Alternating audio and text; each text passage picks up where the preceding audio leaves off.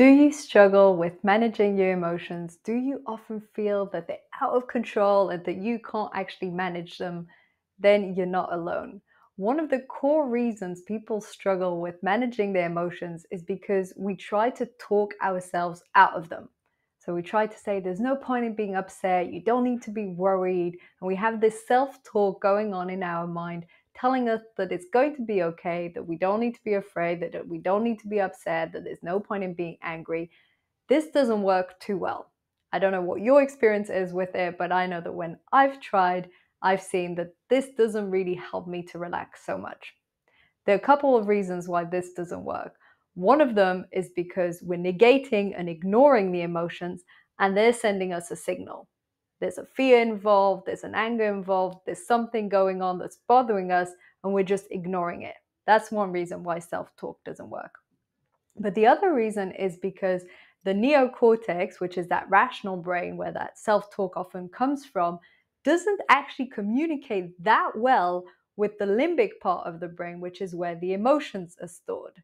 Recently, I read this fantastic book by David Servan Schreiber, who was called, in French, it was called Guérir, but it's to heal anxiety and depression without medicine or psychotherapy. And one of the main things he talks about is the fact that if we're trying to talk ourselves out of emotions, this isn't as effective as using our body. The reason for this is because the limbic system, the limbic part of the brain, is actually more correlated and related with our physiology and our body than it is with that neocortex rational way of thinking. So, what can be done in those moments where you have strong emotions, or overall, if you're going through a period of depression or anxiety or nervousness, and you feel that talking it out, maybe talking even to a therapist, isn't working as much as you'd like to? There are several ways in which you can influence your physiology that will help you to feel better. And it's quite astounding how literally our body supports our mind. This is something that's also linked to a more Asian, Oriental way of looking at health, which is that if our body and physiology is healthy, then our mind will be great and we'll have great mental health. This is a bit the opposite. In today's society, we tend to think, okay, if we've got some sort of mental issues, mental health, this will affect our body, but we don't really look at the reverse way. Of course, it goes both ways. Once you're upset, this will impact your body, and then your body impacts your mind. They're directly correlated. But what I'm suggesting is, how about if we start with the body instead of starting with the mind? So here are a couple of things that really have been proven to make a difference in the mental health. Some of these will be familiar, some of these maybe come as a surprise for you.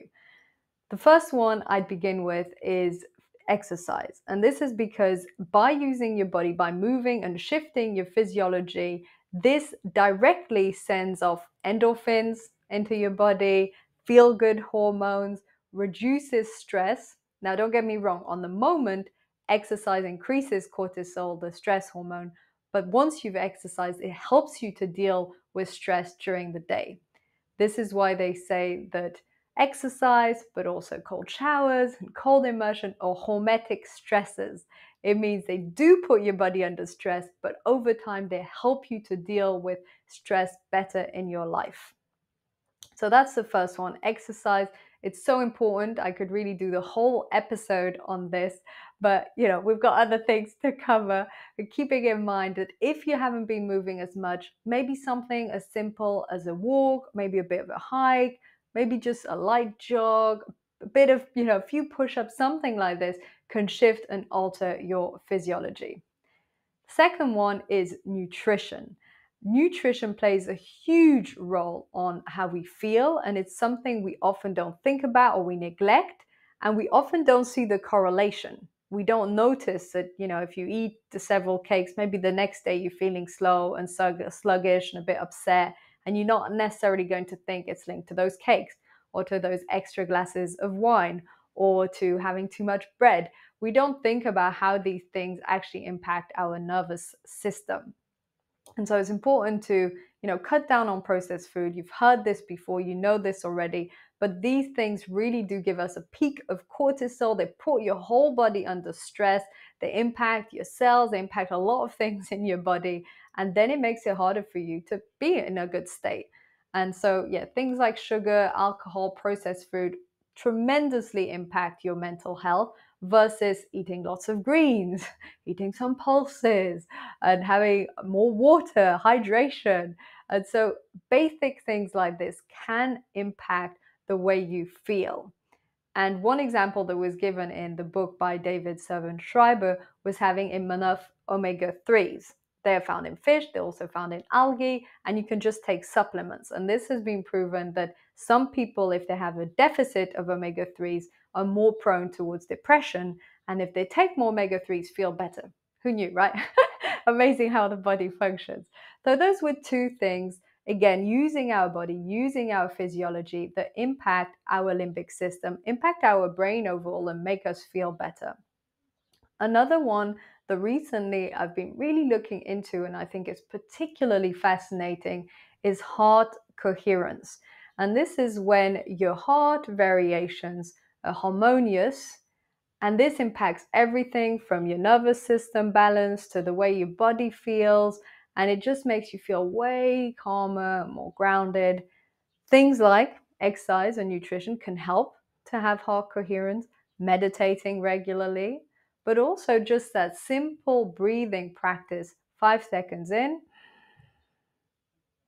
and 5 seconds out. And again, breathe in for 5, 3, 4, 5. Hold a bit, breathe out for 5. 1, 2, 3, 4, 5. I guarantee if you just do 10 breaths like this, you're already helping your heart to have this heart coherence. And this has so many benefits, from feeling calmer and grounded, managing stress better, sleeping better, boosting your immune system. Seriously, it impacts the whole body. There's another way in which you can both process emotions, but also that will help you to have this heart coherence. And this is using EFT or tapping. And this is because it helps to impact the nervous system when you tap on these different points. And it's interesting because I both heard about this in a course I went to, and afterwards in this totally unrelated book that I read by David Servan-Schreiber. So both of these talked about EFT and tapping and actually using the body to do this. The idea is, if you go through a moment where you're feeling distressed or you have an acute emotion coming up, you calm your nervous system. So you can do it with the 5 seconds in, 5 seconds out, or you can do it like this, just tapping for 10, 20 seconds on this main point, then here on your chin, and then on your chest, and then you can alternate also tapping here on both sides of the chest. And this will help you to feel calmer, to feel more grounded. This will calm down your nervous system. And another interesting one, you can use eye movements, and by doing big circles with your eyes from top to right, down, left, up, and then the other way, up, left, down, right, up. And you can do this several times. Up, right, down, left, up, and up, left, down, right, up. And if you do this, this will calm you down.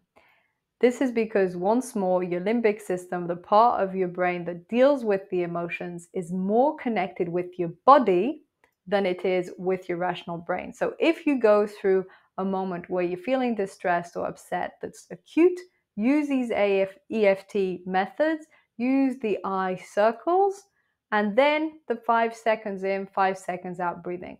Once you've done that, then you can deal with the trigger.